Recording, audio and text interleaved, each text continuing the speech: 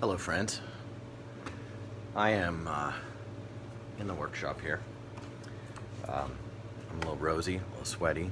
I just took a coffee break, which is a coffee break in my world. Boy, I look red. A coffee break in my world is get on the bike, ride, it's about a 12-minute ride back roads to a nice Starbucks where I often am treated to a sighting of young Taylor Baird. She works over there. Her dad, Jeremy, is an old guy skater here in Cincinnati, and it's always nice to see Taylor when I go get coffee. And I go to get coffee, and on the way there, I take the back roads, and on the way back, I burn Route 74. It's about 6 minutes to get back to the shop from that area, and it helps put my head in a good place to go and take that ride, get that coffee, quad Americano, 4 shots with 2 fingers room, 3 fingers whiskey. Anyway, it takes that ride. There are days when it's really hard to get in that mindset that gets the holes centered, that gets the shapes right, that your head is clear enough to see the decks. And last night, David and we were talking about how the real machinery of a classic workshop, a classical American workshop, the real machinery is the mind of the craftsman, and how important it is to live a simple life and to be simplified enough that your mind can be present to the craft of what I'm doing. And that is a huge lifestyle trick. And sometimes it includes walking away from what I'm doing, decompressing and reapproaching the problem. I don't have very many problems right now. I'm burning my way through a whole bunch of really cool orders for people who I have the treat of knowing. I'm not serving skateboards to people that I don't know right now. I've got a few customers who I haven't met in person, a few of them that I don't know, but I've got a bench full of decks for people who I've gotten to skate with, and it has me really stoked. What has me struggling is and this helps. I just pulled this out. This is a knife made by Ben Winchester for me, and I keep it right here on the bench. It is handy in the workshop. It's made from a 100-year-old file, and look at the shine that he got on that blade. Ben Winchester, I already did a video about this knife, but boy, am I grateful for Ben's friendship. This file is definitely good steel, and this finish is amazing. This is Ben's first knife he ever made. The handle is relatively small, but boy, oh boy, did he do a great job on this handle shape. And I have struggled with trying to figure out whether I wanted to do a Kydex sheath or an old school leather sheath for this one. But until I do figure out whether I want to carry this, it remains here in the workshop, right here, as a daily reminder that I'm never alone here. You guys are here with me in my heart while I'm working, and I constantly think about how much fun is being had. I actually save every Facebook post I find of someone posting up a board from me, and I don't know what to do with them.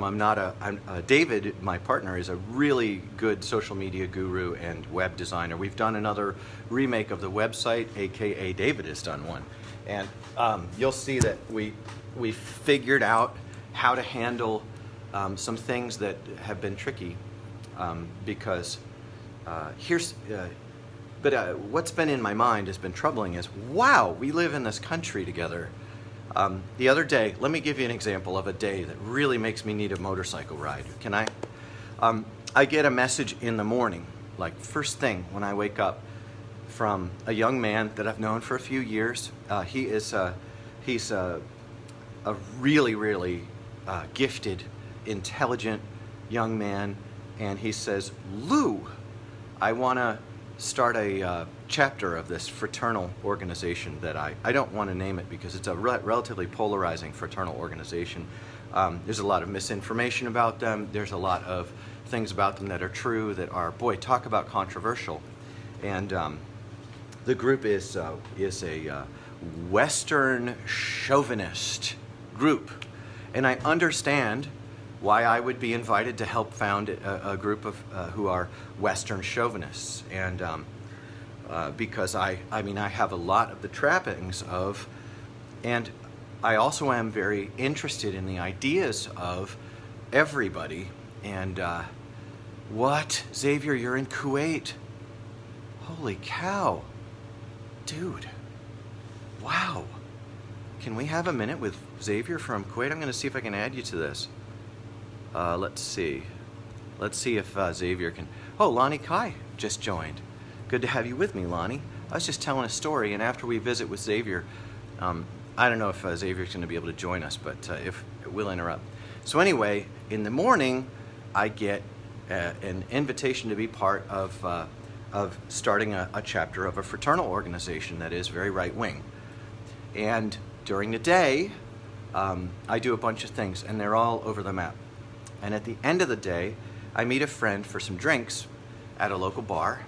And down at our table sit down two folks who immediately I loved them. They were intelligent and smart, super cool, and they explained that they were anarchists. And we said, oh, well, like I'm like a Jesus people Christian guy, and my friend is a right-winger dude. And they're like, well, we're like big mucky muck in Antifa. And so we had this, it was super friendly. We began a discussion, and we started going through things. And these Antifa kids, I think they're kids because they're like less than half my age. So in the morning, I've got someone asking me whether we want to start a right-wing fraternal group. And in the evening, I'm having drinks with Antifa. If you guys don't know who Antifa are, it's the anti-fascist, antifascista movement, very intense group of people. And so we're sitting together, and they're like, what do you think about this issue, hot button issue? What do you think about that issue? I was more asking them, my friend was more asking them. And they kept saying things that I just really agreed with. Like, they said almost every single thing they said, I could say with a clear conscience, I agree with that. That shouldn't be happening. This is wrong, that is wrong, that is wrong. We agree completely. And Americans ought to come together over these things and ought to stop bad things from happening. So we're having this conversation. And I'm thinking, wow, my head is spinning because in the morning I'm being invited to a right-wing fraternal organization. And I'm very, very happy to have friends who think that way. And in the evening, I'm making new friends and good friendships with people who are in a very, very far to the other side, anarchist movement. And I'm listening to what they have to say. And I'm thinking, wow, I agree with the goals. I agree with the ideals of these young leftist anarcho-punk operatives who are, it turns out these guys were, I mean, I don't think they have ranks or anything, but these guys had been some places. And I agree that we should fight injustice. And I started thinking, I see a lot of you guys commenting, and boy, am I glad you're with me. I started thinking, and this is why I had to take a ride this morning, because it's heavy. I started thinking, like, if the young, can I just say young lefties? If the young lefties didn't raise a stink, would a stink get raised? And if the other side of it didn't try to hem things in and be reasoned and accepting in dialogue and try to find, would we have a development of anything that's viable long term? And I don't know. I literally, I don't know. I was looking at how like incredibly daunting it is to be a country, to be people to live together and share life together, to try to see justice happen. And it just blew my mind, so I took a motorcycle ride. It blew my mind, so maybe things will blow my mind and I'll write a letter to my congressman. Maybe things will blow my mind long enough that I'll run for Congress. I don't know. There's so much I don't know. And so to shake it off, I discovered motorcycles years and years and years ago, but I started riding them a lot in the last 6 years. And, well, I see folks starting to chime in, and I really like what you're saying. Levi Vinegar, I really like what you're saying. I kept thinking, like, as these young people were talking, I kept thinking, this is like the conscience of America. I didn't find a lot there that I agreed with in terms of what to do about it. Like you hate injustice. Good. And I think we should hate injustice more. But in hating injustice, do you commit oppressive acts, and do you commit injustice, and do you commit yourself to a path that is not just ultimately, but even short term, is totalitarian in nature? It's very, very tricky for me. The thing is, like, these kids that hate injustice and are willing to throw bricks in your face over it, which I think is a totalitarian act and I think is a fundamentally oppressive act, these kids raise a voice and they cause guys like me, who are older and might not be willing to have these things front and center. I mean, legit, my generation might be a lot more willing to just kind of, well, you know, that's just over there, not here, you know. It might make me a little more willing to say something on the line at the grocery store when I see something evil happening, or might make me more willing to speak out in real time about injustices that are happening. And I have a good track record of being a guy. I don't countenance a lot of folly around me, but we fall asleep. I've been asleep before, and these kids were sensitizing me and making my mind fire. And on the other side, I don't know, you know, like, I don't know how to do this one side, other side thing very well. But I definitely felt like very touched by it. And, you know, so I got to get whole centered and things perfect. And I'm off kilter because of feeling, so that was one day in the morning. Yeah, we have to come together and create a balance. Like the voice of the outraged people, and they're not all young. I say, well, what are we outraged about? And then I say, like, what are the contours of that situation? And that can be a whole process of education. It's very difficult for me to distill a confidence that I know what's going on when I watch any news reporting or any viral reporting. It's very different than, I mean, it's easy for me to find something that can establish a sense of certitude, but real knowledge is not found well when my goal is certitude. Real knowledge is found well when my goal is understanding. And that means that when an issue comes to light, I need like a year to soak and think and pray. I'm a praying man in my better moments. I'm not a very pious person, but I need like a year, man, before you can decide I'm not good enough because I'm not doing the same thing that the angry people are doing necessarily. I don't need a year in real time. When I see oppression in real time, it's a treat. It is such a treat when you actually get to step in and neutralize evil. It's very dangerous though, because you can be wrong. You know, you step in and you beat someone up because you felt like they were doing something evil to someone else, and you found out that they were the robber, or they found out that they were the abuser. And you make a judgment, you know, you defend someone because they're of a gender, and you realize that you were defending them, and they were actually, turns out they were the instigator of the attack. Life just comes at us so fast. But when it comes to like political and current event stuff, I think it's essential to be a complete person. It's essential that we get in the grind and let our hearts get ground up in seeking out like understanding of what's happening. And then that we go through a process of going, wow, I think this sounds really right here. Oh, well, oh my gosh, which one's right? You know, and then being I mean, it's emotional, and it should be emotional. I think life well lived is a taxing, grinding, emotional roller coaster.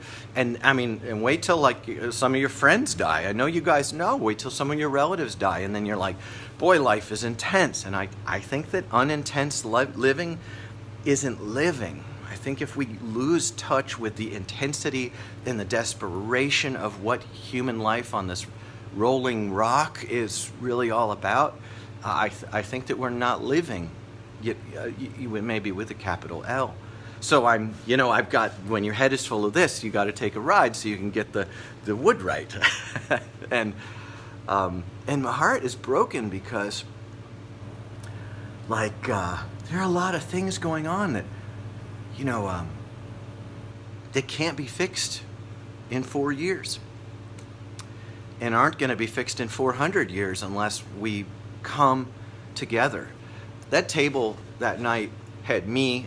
I probably am some kind of a libertarian. That's what the Antifa kids told me. I'm a libertarian. I'm not overly concerned with what I am. I'm concerned with who I am. And just so you guys know, when I think of who I am, the first thing I think of is I am loved. I am loved. I am deeply flawed and extremely imperfect. 2, 3, I am loved. I have the peculiar affliction of having become a believer in God through Jesus. And I believe that Jesus is the proof that I'm loved. And so that's where I start. Those are my 3 starting points on all this stuff. So I tend to get into these things, and I don't have a desire for certitude or flat answers or quick solutions. I get in here, and I'm just telling you, it blows my mind to have been treated to the privilege of, in the morning, having a conversation about right-wing fraternity, and in the evening, having a conversation with anarchists, anarcho-punk, anti-fascists. That day is important to me, and really fed into some things in my character that I'd like to see grow. So that's the kind of days it is over here. It's kind of the neighborhood I live in. I live in a very volatile mix of a neighborhood. We have got a lot of different people groups trying to mesh together. And I thought, if I could live my life like I lived that table and that time in the morning, I think I'll be embodying what I believe in. I don't know if it'll work, but I know that if it doesn't work, I'll be in good company with the rest of the folks who died trying. So that's what it's like in the workshop here. People who come in here and work with me often have these kind of... Tricia, thank you for your encouragement. Sharing my faith is something that is very deeply personal, and I would love to share the story and how I came to faith with you guys. It's kind of intense, and it is it's a major part of why I wound up making skateboards and doing the things I do. And I'll put my heart and my head together. We did now build the skin of a podcast, so I'm going to start doing just short think pieces on a podcast soon. That will be available, and I hope you all will subscribe to my podcast. 10 to 20 minute short think pieces, just to share some of this journey. Somebody recently called me out for being really boastful and really, and I'm not asking anyone to defend me, but like, it may be boastful, but I think we're onto something in this workshop that is well beyond what skateboarding is. I think that there's a piece of the soul of our people. And when I say our people, can I just really quick, I can't believe that I have to make this disclaimer. When I say our people, I mean in this geographic region of everything from Costa Rica to whatever, our people, I don't know, man, I'm struggling. I mean, you and me, if you're watching this, you're my people, and if you're hearing my voice, I think you're my people, and I don't care how much Neanderthal DNA is in anyone. I don't care. I love you, you are important. You matter. You matter to me. And I believe, and this is just me, but I believe you matter to God. And I believe every single person is of desperate importance and incredible delight to their Creator. Now, that's something that happened to me, and I can't make that happen to you. When I share those kind of thoughts, please hear me in the attitude I intend them.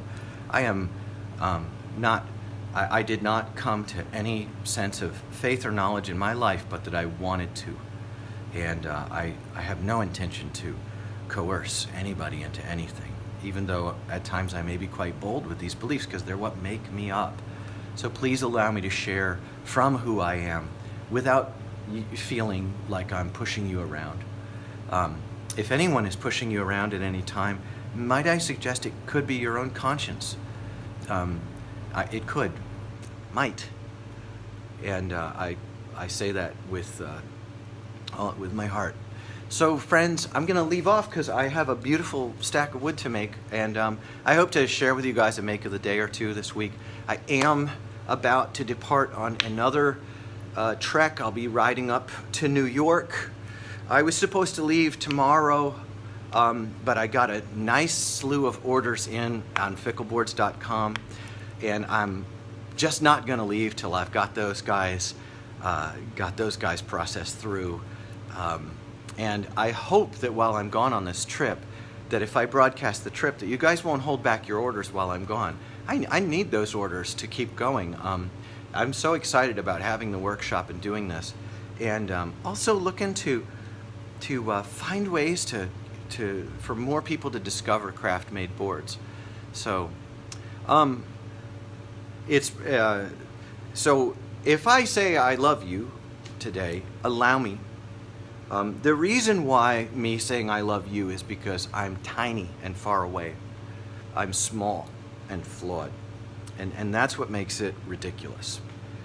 And I understand that someone might scoff at the apparent cheapness of saying I love you to a camera in a workshop, especially when there's obviously a bias for marketing involved, and I can't get rid of any of those things. You also may scoff when I say I love you because maybe I hurt your feelings, or maybe you feel I did you wrong. There's some stuff I've called out over the years that really hurt some people, people's feelings. I called out a bunch of sexual harassment. I called out a bunch of bullying. I called out a bunch of coercive culture, and you guys can go back through my posts and see how I used to have this explosion of trolling that used to happen when I would post back in 2011, 12, 13, 14. And it's ended. And I'm sad because I know there are people who've been hurt by me, even when I thought I was doing what was right. And I'm not sorry about my efforts to enforce a culture that I think is important and to destroy a culture that I think is pernicious. I'm not sorry. I'll never be sorry. But I do want to say that I'm sad that there are people whose feelings I've hurt, for whom it's been difficult to understand why I attack ideas so hard and why I called out coercive culture within skateboarding so hard for so long. And I want to say officially, like, if I die tomorrow, I love you, and I'm sorry that our relationship contains an element of pain and conflict that precipitated out of my best sense of conscience to engage and be part of being salt in the stew in our generation. Other folks might think, well, that just is enough of my heart out in the interwebs for today. I'm going to have to drink a lot of water to make up for that, because I just put my heart out there. So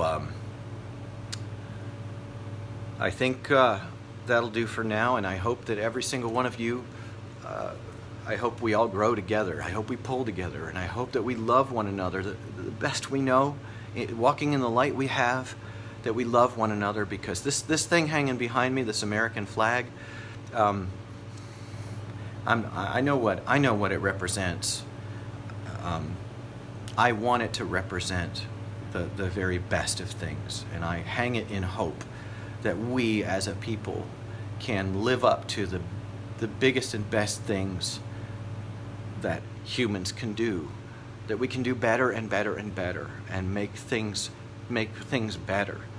And I love you, and I am not ashamed to fly that in hope that one day it can purely represent the very best of human contact and human community. And I like you more than a friend. I love saying that. I stole it. If anybody knows where I stole that from, you'll know why I got that invitation earlier. Everybody, have a great day. Smile at somebody that you think might hate you, and share a kind word with someone you think might be afraid of you. And I'm going to get in the chips, and who knows, maybe we'll have a make of the day video, because those stoke me so much. I love sharing boards I'm making with you. Thank you. Thank you all so much. Your comments that have gone through this are melting my heart. And I wish that I could tour this country and talk with you guys and do interviews and talk about America. Talk about life and love and help bring understanding to our country. I wish I could. I'd spend all my time doing it. I